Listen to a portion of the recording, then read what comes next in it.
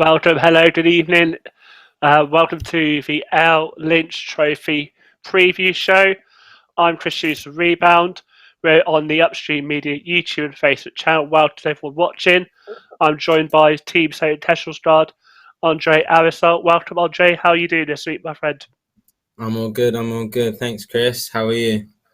Yeah, not too bad. I made a rookie mistake today. I was producing my own video and forgot to save it, and it crashed on me, and I lost like an hour and a half of work. So the video I was planning to drop before the show will have to be delayed to tomorrow, but it's all good. It's all learning.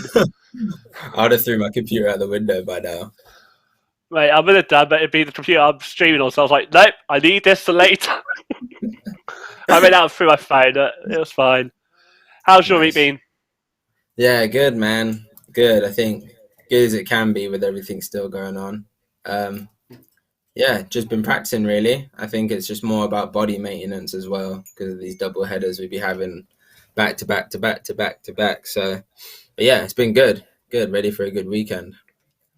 And at Hughes, obviously, you guys got double header this weekend as well, as you alluded to. You got Red and Rockets away tomorrow, and what we're all here to talk about tonight, the Lynch Trophy semi-final tie with Worthing. Mm-hmm. Look at those two ties first before we get into the trophy. What are your thoughts about facing Reading and then Worthing straight together? I mean, last time we played Reading, like they put up such a good fight and they're such a good team. Like you have O'Showen and you have Reese and they have so many they have such a good backcourt defensively as well that it's always going to be you have to work for your shots. And I think that's such a good test for us when we played them. And we improved a lot that game, I think, from that game because it really exploited us and what we weren't crisp at.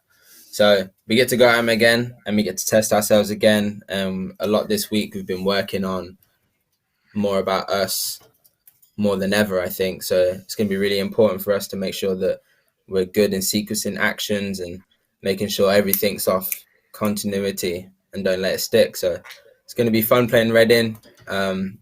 It's a great matchup for us across the board for everyone. And then, yeah, big one on Sunday. It's weird vibe because it's like semi-finals, but we're playing Worthing for the fourth time.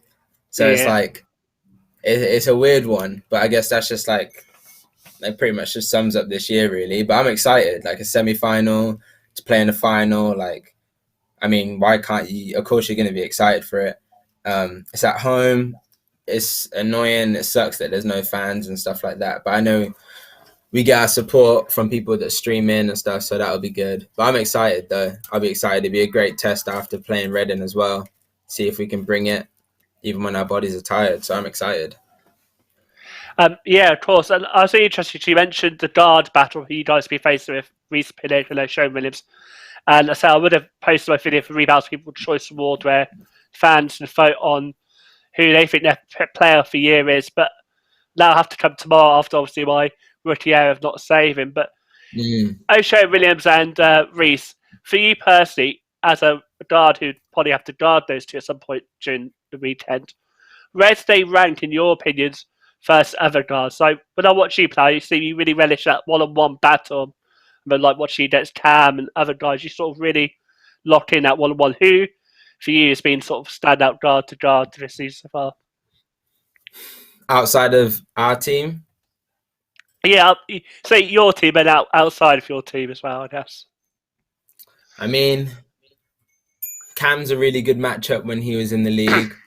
I think I took that challenge on myself because obviously there's a lot of hype around Cam and stuff. So, of course, why not make a test out of it? So that's always fun. And then getting to guard him in Surrey again was fun. O'Showen, really good, strong guard. He knows, how to get to his spot. And then you have Reece. I've known Reece for a long time, and Reece is so explosive. If you get him on transition, he's gone. He's really good. But yeah, I think, let me think. Yeah, I think it's between, Reece and O'Showen are on the same team, but I would either say Reece is hard to guard. And you have Mike Williams on Hemel. Yep. He's good. I think he's really good, especially like off the ball. He knows how to come off screens well and like get into his shot really good. So he's really good as well. Reese in transition, and then Mike like in the half court, he's good also. But ultimately, I give it to Ian on our team. Ian Smith, he's really good, really smart, stays poised, but also knows how to be aggressive in his own time. So yeah, that's my observation. Yeah, and I think those are good ones. There's other guys out there, but I think actually ones you mentioned are probably there or thereabouts. That's really cool. And then obviously you mentioned about how solo playing, sort of playing, focus on you. Maybe that's maybe some reason why maybe other games recently haven't gone to plan. Mm-hmm. Obviously the Surrey loss was difficult to take, and maybe Hemel took a while to get into gear. But what games this season do you think you've played to your game plan the most in terms of like being true to the identity Coach Diamond and Keith set out for you guys? Do you know what? I think last weekend was our best defensive performance. I mean, we held both teams to in their 50s, and you have a team like Hemel who score like I think like 80 plus a game on average, and we held them to 50. So I think that ability for us to fly around, guard one-on-one, limit them to one shot, that was our best defensive performance.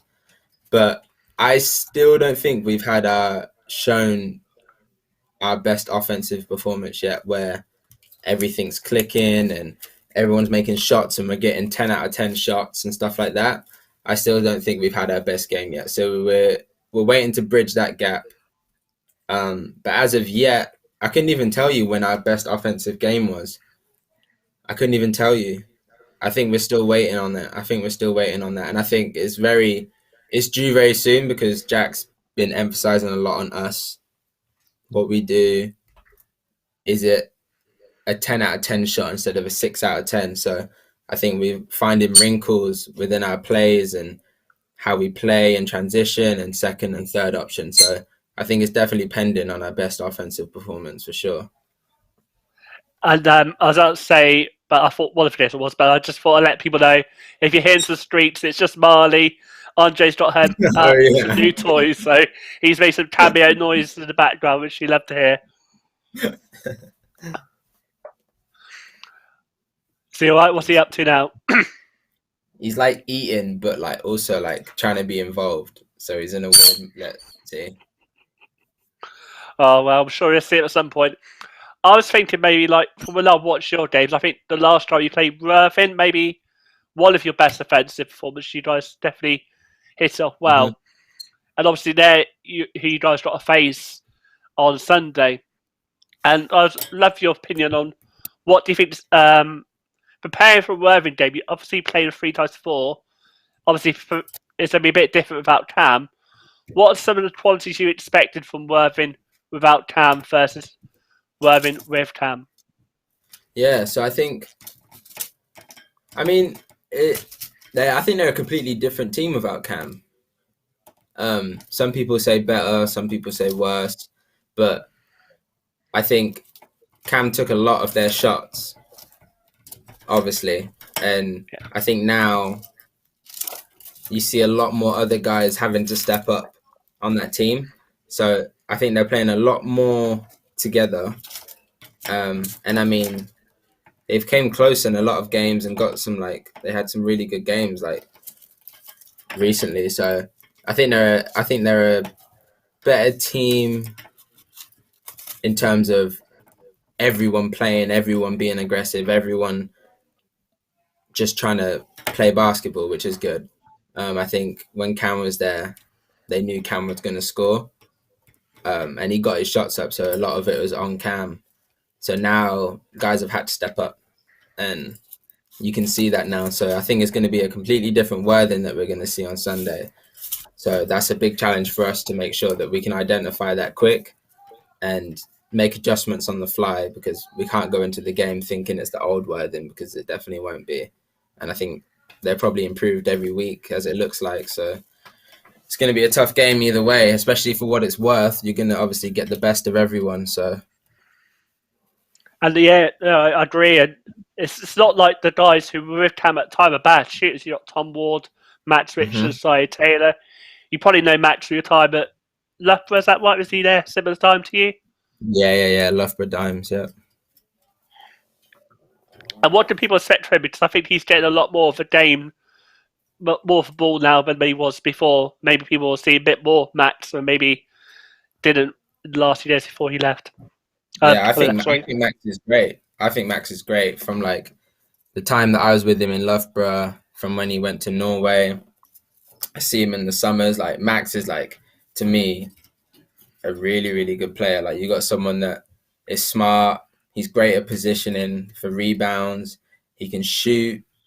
I think Max is good. He always brings the energy. He'll be that guy to shout in your face first if he gets an M1. Like that's what like Max is about. And I think I don't know if it took him a while to get into that, but he's definitely got it now, and I think he's really starring in his role. And I've always rated Max, and I love playing with him. So I think he's definitely going to keep. He's one of those players throughout the year and towards this end of the season.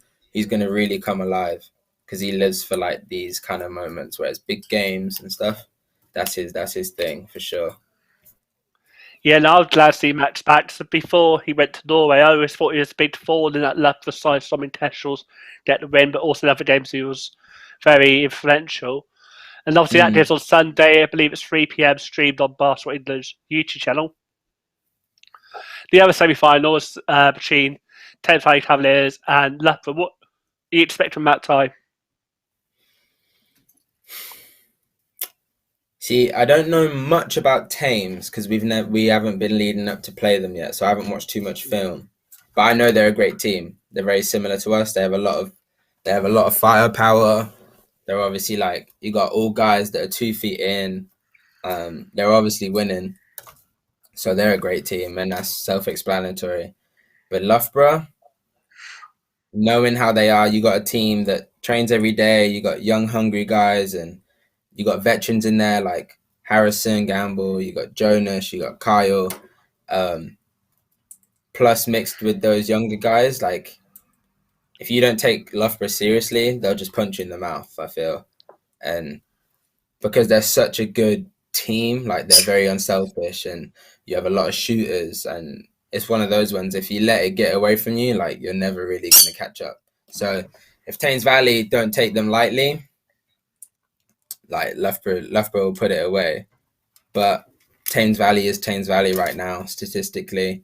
So obviously the favor is with them. But it's going to be a great game, I think. Because Loughborough aren't no strangers to big games where it's like semi-finals or crunch time games. And Mark Jarram's obviously a great coach, so I wouldn't put away Loughborough so easy for anyone. So it'll be a good game. It's exciting actually. It's a good game. And this Loughborough side, do you think like if to like to evaluate them on the offensive side, defensive side? Obviously, Thames Valley Cavaliers, we all know they blow out Nottingham McDonald's Herds. They're destroying. They've got so many shooters. Loughborough, do you think they're more of a better offensive side or more better defensive side? What do you think is their strengths? I think it's offensively for Loughborough. I think you got Kyle Jimenez, who's always going to get you a near close, if not triple double. You got Harrison, who can shoot it religiously.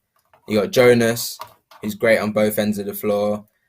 Like you got a lot of in Loughborough, and if they have confidence, their offensive game can really click. I like Loughborough. When we played them, it's just like they just play with like a nothing to lose mentality. So everyone's aggressive, and it's really cool. I like it. Loughborough's always been a good place like that. So I think offensively is definitely Loughborough's strength. But I know Mark Jarram loves defense. So leading up to this game, their whole practices will probably be on defense and what coverages they're going to do and taking pride in one-on-one. So I think they're all going to be locked in on both ends of the floor. So it's going to be very interesting. Very interesting. I know. I wish they both run at the same time. I mean, dual streaming because your game's at 3, theirs at Yeah. 4.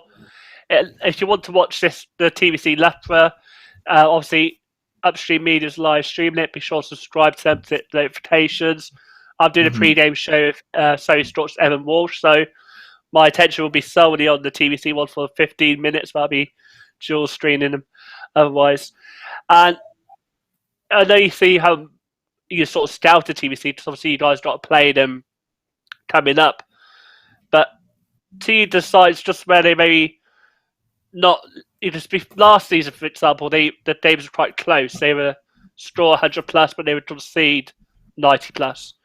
Do you think their side, say, but this team side a bit more defensive minded than maybe they were before? Yeah, I would say so. I think all the teams across this league now, you can really see it because we're coming up to the time where we're playing teams again. You can really see the shift in defense. Reading, for example, they're now doing a lot of pressing. They're doing a lot of full court jump. Like a lot of teams really priding themselves on defense. So to me, that's really good and it's exciting because I'm a big fan of defense. So it's going to be fun. But yeah, I think, yeah, they definitely are. 1 second. Let me just grab my charger before my... Yeah. Well, Andres, Ray, I thought it'd be a good time to announce. So if you like the t-shirt I'm wearing, which Rebound won, I partnered with Always Balling. They're doing a tee to commemorate the Lynch trophy. So if your fans are Solent, Lepra, TBC or Worthing, they've done a personalised team shirt similar to mine. Sorry, Andrew, I thought I'd plugged my new shirt while you're away. I'm getting one. Hey, make sure you get one of those t-shirts because I'm about to get mine. I was looking at it earlier. Yeah, well, I say that you get this one, or for the Lynch trophy, Always Balling are doing team versions. So they got Solent, TBC, Lepra, and Worthing. Almost forgot the fourth one there. But they're all, so instead of saying British basketball, make sure I got on the right side, they'll say like Solent basketball, Lepra basketball, Worthing basketball, Thames basketball. And then the Solent one's red and black, Worthing's black and orange, TBC black and gold, Lepra's lovely, I think it's purple and white. But the best bit about them, which is something I'm really passionate about, so I don't mind admitting, during this lockdown, it's been tough, mental health's been up and down, and I've wanted to do something to do some balance. Now, doing exercise, go back to work, need to work on these stuff. So all the proceeds from any of these shirts sold are going directly to my charity. So I don't get any money. They'll go to the charity. I think that's really, really important to sort of rebuild ourselves and really help these resources. I think a lot of people out there will be looking to these charities for help and support. So we'll be me and Always Born will be raising proceeds. I think £4 per every shirt sale, which I think other than that covers the cost and the postage, goes to the mine charity. So we'll definitely get you one up, Andre, because you're always on the show coming on. So we'll get you plugged. Yeah, that's amazing. And we'll everyone who's watching, make sure you get one. Yeah.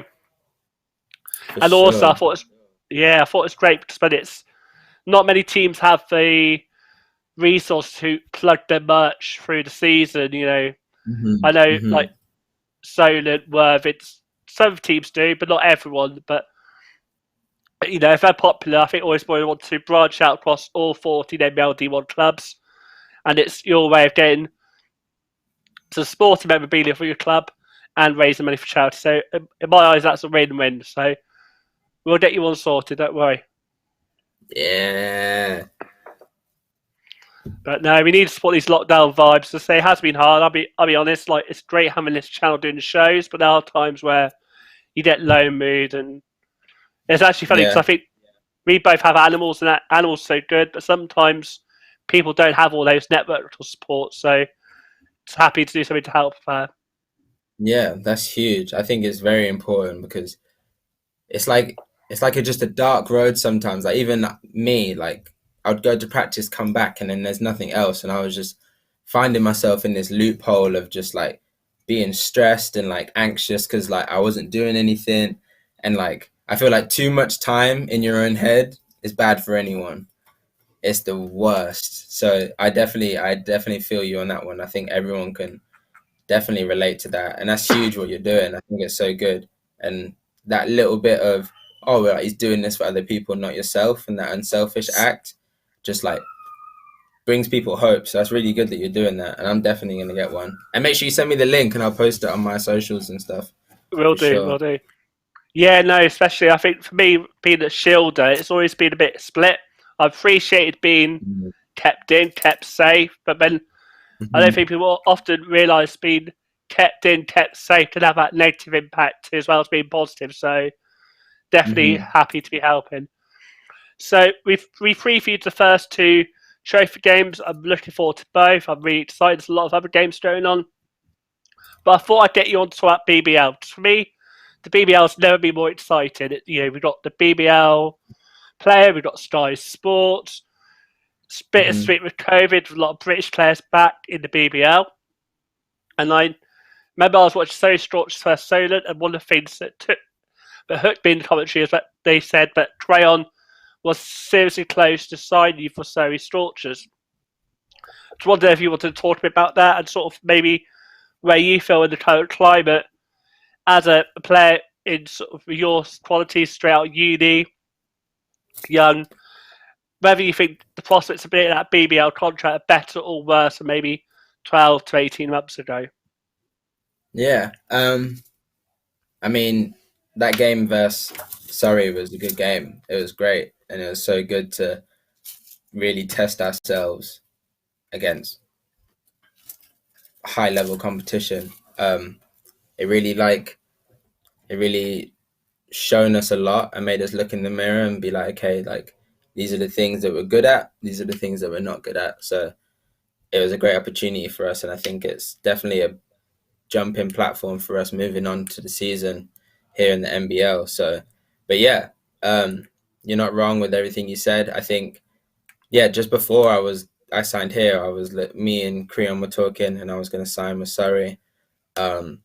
Creon's a great coach, and as like everyone sees that Creon always gives young guys a chance, and I think that's so important, and like to capitalize like British players. And I think a lot of British young players who are either in uni or graduated from uni, come back from America, we all just want a chance. And I think the market is obviously hard to play professional basketball, as we all know.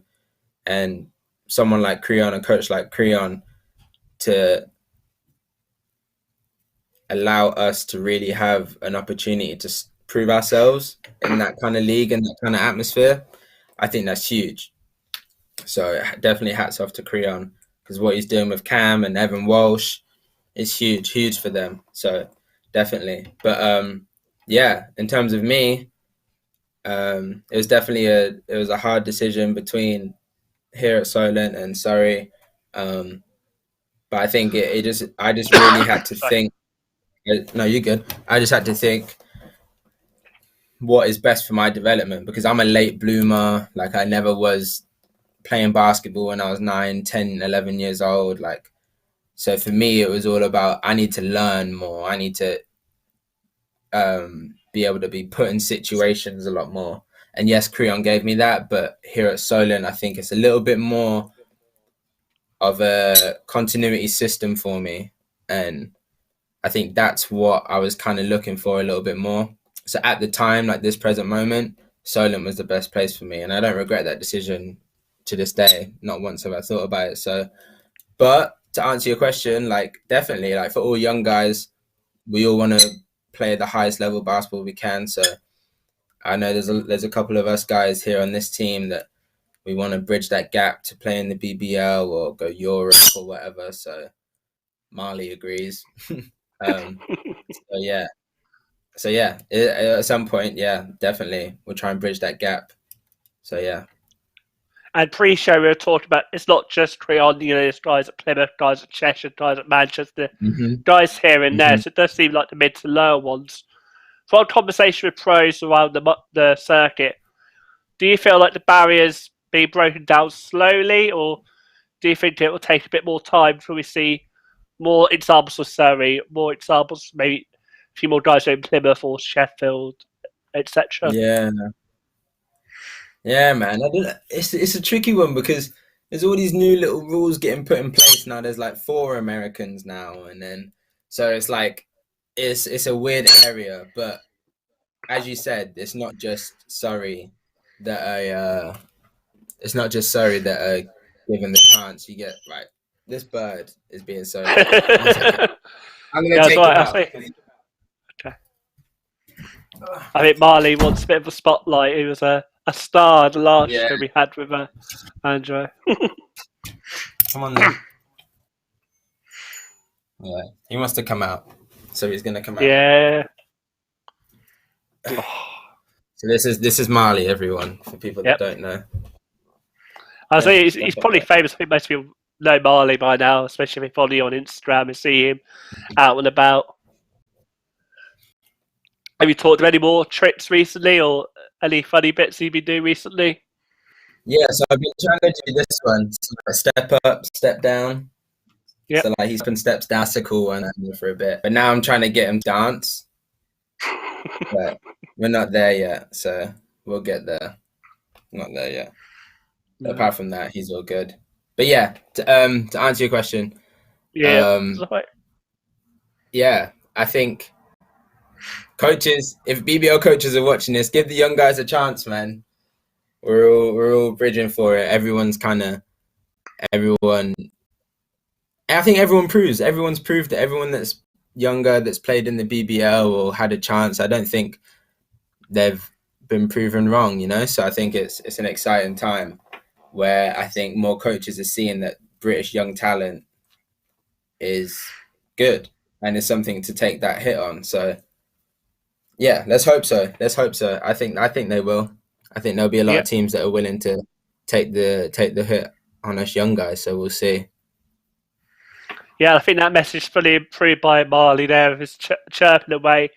Before you go, I thought Yeah. obviously it'd be great to sort of talk about GB. It's been a successful time with Mhm. Coach Stootle. And then you've got Adam Saul from obviously say the network coaching team being a part of it. What's it been like not having Matt Diamond not there, Adam not there? Has it been a noticeable change, or has it sort of been quite seamless as it seems so well prepared off the court? Yeah, I don't know. I can only speak from my own standpoint, but I don't see. I think Matt has done a great job leading up to it to make sure the transition is not a shock factor, if you know what I mean. Yep. Adam Yep. and Jack have always had just as amount of input as Matt has in practice in games.